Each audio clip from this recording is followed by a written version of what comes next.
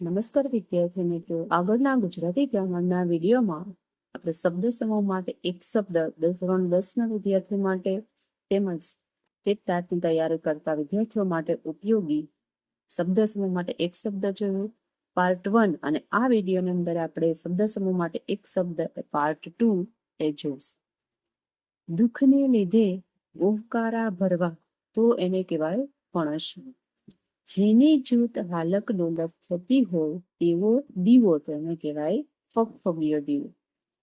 જરી બુટ્ટાના વણાટનું એક જાતનું કાપડ તો કિનખાબ. એક સામટું વરસાદનું જોરભેર વરસવું તો જડી. જન્મદિવસ નિમિત્તે ઉજવાતો ઉત્સવ જન્મોત્સવ.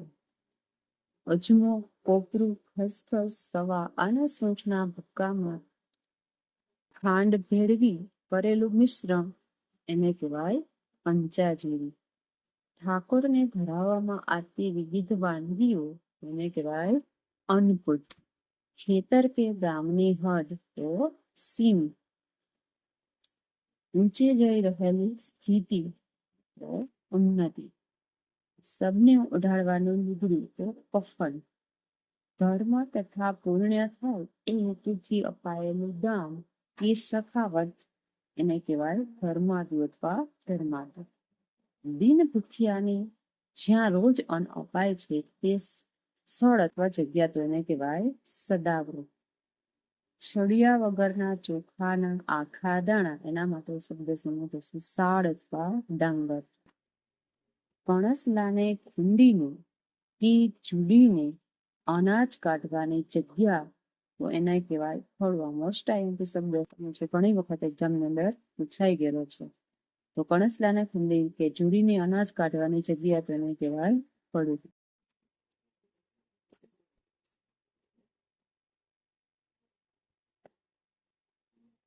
સગા વહાલાને જન્મ મરણ પ્રસંગે પાળવામાં આવતી આગળ છે તો એને કહેવાય સૂતક. અનાજ ખાંડવા માટે બનાવેલું લાકડા કે પથ્થરનું પાત્ર ખાંડણી. પહેરેલો કપડાનો જૂતો છેડો ફડક. અનાજ ભરવાનો ઓરડો વખાર, ભંડાર કે કોઠાર. રોજી રોટી કે પેટના માટે મજૂરી કરનારું તેને કહેવાય પેટીયું. ગામના મોટા લોકોનું સેવાભાવી મંડળ મહારાજ. ખેતરની સોમેરે ખેડિયા વિનાની છોડાતી પટ્ટી કે જ્યાં ઘાસ ઉગે છે તો શેઢો. તમાકુ વગેરે પીવા માટે માટીનું એક પાત્ર તો ચલમ. સાંઠા વગેરેને સળગાવી ટાઢ ઉડાડવાની ક્રિયા તો તાપવું એવું તો એને કહેવાય તાપણી અથવા તાપણું. જેના ફૂલમાંથી દારૂ બને છે તે ઝાડ તો મહુડી અથવા મહુડો.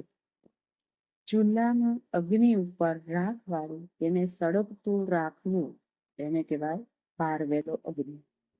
સાંકડા મોઢા વાળો માટીનો નાનો છેડો તેને કહેવાય ઢોંચકી. માતા તરફના સગા સંબંધી તેને કહેવાય માતૃ પક્ષ. જેમાં કોઈ દેવને પ્રસન્ન કરવાની શક્તિ માનેલી હોય એ ગુઢ મંત્ર તેને કહેવાય બીજ મંત્ર. તત્વજ્ઞાનની વિચારણા રજૂ કરતો ગ્રંથ તેને કહેવાય દર્શન ગ્રંથ. એક સાથે સૌ વસ્તુ ભૂલ વિના ક્રમમાં યાદ રાખવાની શક્તિ તેને કહેવાય સતાવવાની શક્તિ. વસ્તુ કે બનાવને સમગ્ર રીતે જોવાની શક્તિ તો પારદર્શિતા. યુગ પ્રવર્તાવનાર યુગ બદલનાર તેને કહેવાય યુગ પ્રવર્તક. આસક્ત ન હોય એવું એને કહેવાય અનાસક્ત. વિક્રમ સંવતનો છેલ્લો હિન્દુ મહિનો છે કયો તો કે આસો અને અશ્વિન પણ કહેવામાં આવે છે. માથાનો એક પહેરવેશ તેને કહેવાય પાઘડી. પર્વતના બે ઊંચા ભાગ વચ્ચેનો સાંકડું માર્ગ તેને કહેવાય ખીણ. કુદરતી બરફથી ઢંકાયેલું તો હિમાચ્છાદિત. શરીરે મોટું પણ અક્કલમાં ઓછું તેને કહેવાય જળસું. વહેતા પાણીમાં થતું કુંડાળું તો વમળ. રસ્તાને જાણકાર, જે રસ્તાનો જાણકાર હોય એને કહેવાય ભોમિયો. જ્યાં જવાનું ધાર્યું ન હોય તે સ્થાન એને કહેવાય ગમ્ય સ્થાન.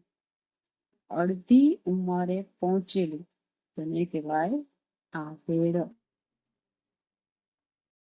મુશ્કેલીથી મળે તેવું દુર્લભ.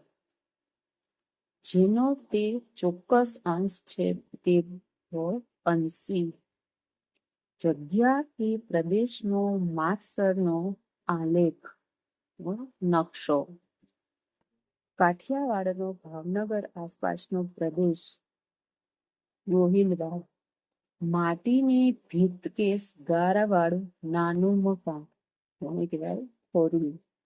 સાંજ પછીનું ભોજન વાળું. ઘોડા બળદ વગેરેને ખાવા માટે અપાતું અનાજ તેને કહેવાય જોગણ. ઉછરે નહીં છતાં વેગવાળી એવી ઘોડાની ચાલ તેને કહેવાય રેવાડ અથવા કે રેવાડ. ઘેટા બકરાનો વાડો તેને કહેવાય જોક. ઘોડેસવાર જેમાં પગ રાખે છે તે કડું એને કહેવાય પેગંદુ. ઘોડાની જીન પલાન, જીન અથવા પલાન ની રૂ કે ઊનની ગાદી હોય તેને કહેવાય દડી. જીન ખસી ન જાય તે માટે ઘોડાના પેટને કસીને બાંધેલો પટ્ટો તેને કહેવાય તંગ. ઢોરની નિયણ માટે આડું લાકડું રાખી કરેલી જગ્યા તેને કહેવાય ગમાણ.